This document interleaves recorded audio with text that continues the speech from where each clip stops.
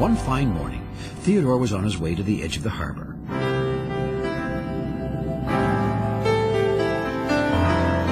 I'm taking a cargo ship in, he called to Blandford.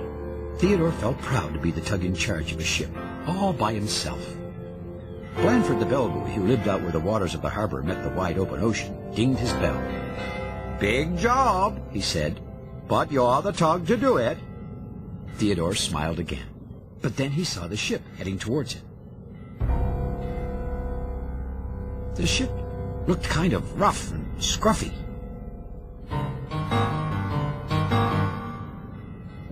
And his cargo looked like it had been just thrown all over his deck.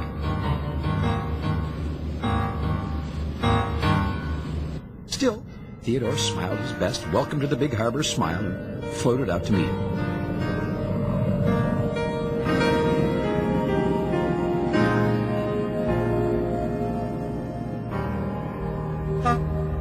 Hi, I'm Theodore, he called.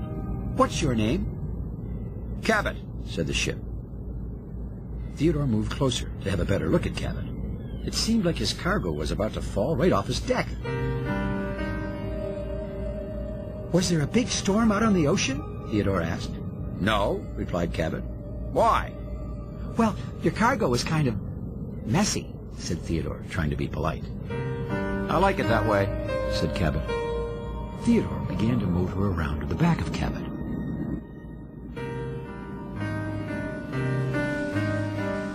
"What are you doing?" Cabot wanted to know. We're supposed to check to make sure ships are safe. Before bringing them into the harbor, replied Theodore.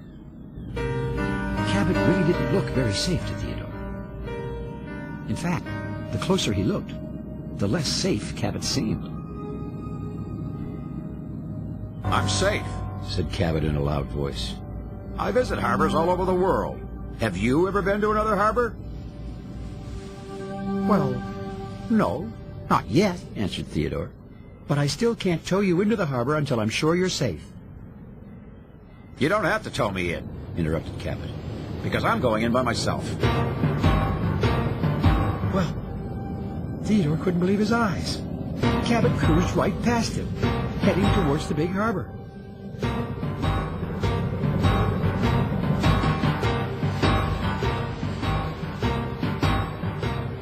Theodore hurried after Cabot. You better let me button my tow rope onto you now, tooted Theodore.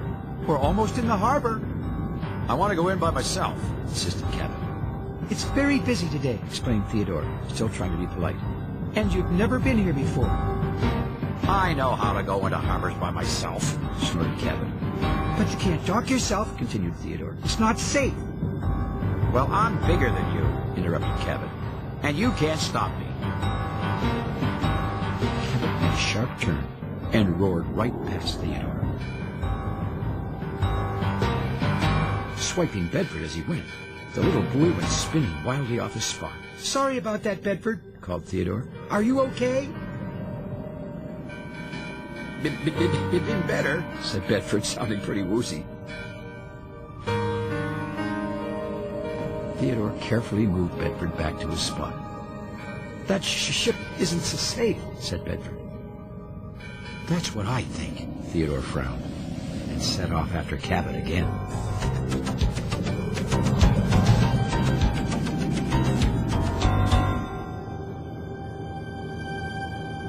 Theodore caught up with Cabot, heading past the oil refinery. Prepare to take my tow rope, Theodore said sternly. Just then, he heard a loud splash.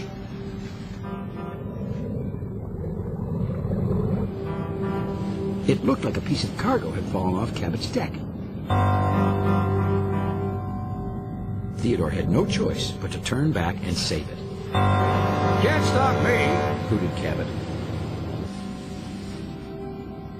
Well, Theodore was beginning to think that Cabot was right about that. And he started to think that if he didn't do something to stop him, there would be a lot more trouble than some overboard cargo and a bumped bell buoy. But he was also starting to wonder if there was anything he could possibly do about it.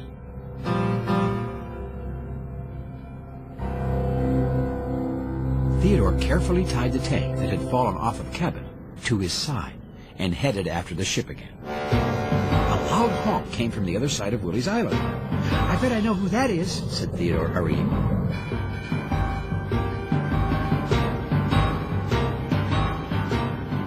He went that way, Bedford shouted.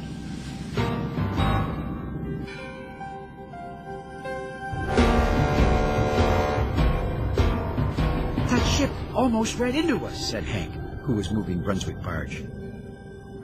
That's Cabot, puffed Theodore. I'm his tug in charge. Looks like he's in charge of you, grinned Hank. Trouble? said Brunswick. No, replied Theodore. You see, Brunswick was always looking for thrills and chills. Suddenly, the harbor was full of honking and tooting. Sure enough, it was Cabot. This time he was weaving dangerously around the ferry twins. Well, maybe a little trouble, muttered Theodore.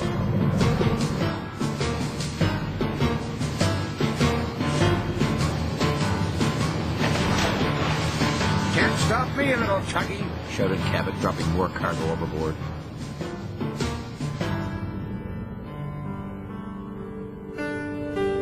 Once again, Theodore went to rescue the cargo. This is a disaster, he said out loud. Theodore was feeling very discouraged. He had tried asking Cabot nicely to let him take him to his dock, but the ship just wouldn't listen. How do you think I feel? A small voice said. Theodore looked around for the owner of the voice. Over here, said the voice. Beside you. The tank was talking to him. Now, cargo was usually very quiet and well-behaved, never spoke up. My whole job is just to lie still and stay on my ship, the tank continued. And I can't even do that. It's not your fault, Theodore said kindly. Cabot didn't put you on his deck properly. You're certainly right about that. I'm supposed to be the tug in charge, but, well, he won't do anything I say, added Theodore. Theodore began to collect the cargo. He never does what any of us say, another voice called out. Now, more of Cabot's cargo was talking to Theodore. This time it was a big wooden crate. If you tell him to go slow, said the crate, he speeds up. And if you tell him to tie you on tighter, he makes you looser, said the tank. Just because he's bigger than us, he thinks he can do whatever he wants, said a container. He's too wild, said a small piece of cargo. My goodness, said Theodore. He's just not safe, concluded the tank. Theodore was silent a moment. Cabot does exactly what you tell him not to do, he said slowly. That gave Theodore an idea. A great big idea. The cargo all gathered around.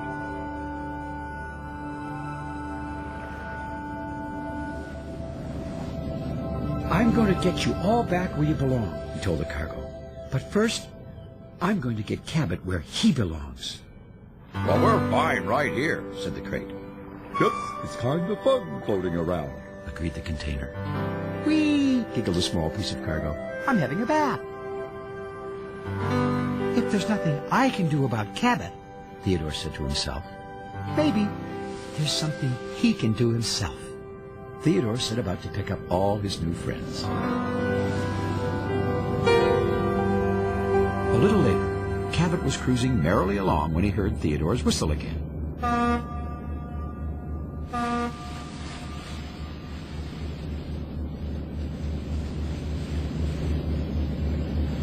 Try and catch me, shouted Cabot.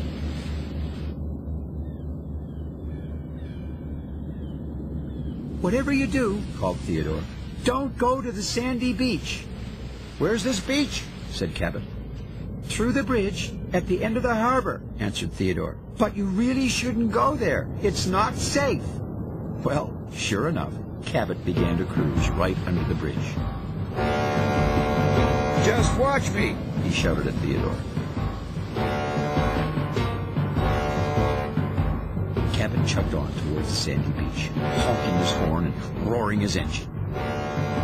Theodore calmly headed after him. Slow, little tuggy buggy, cackled Cabot. You can't stop me. I can, and I will, Theodore said quietly. Oh boy, oh boy, oh boy, oh boy, oh boy, said Bedford.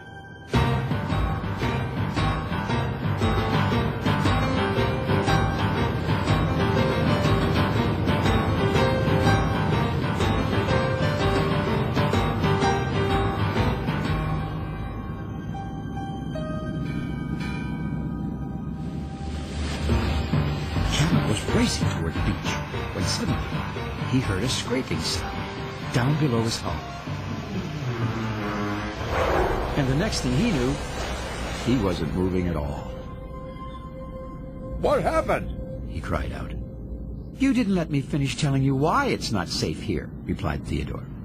The water's not deep enough for ships. You're stuck on the bottom. Theodore moved into position to tow Cabot. He had been looking forward to this all day.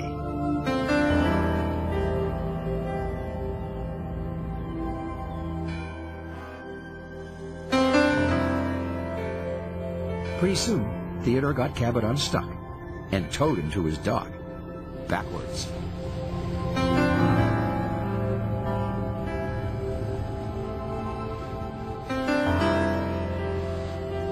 I can't see where I'm going, protested Cabot. He felt very silly being tugged backwards through the harbor with everyone watching. I think it's safer this way, smiled Theodore. So do we, called his cargo. We all do.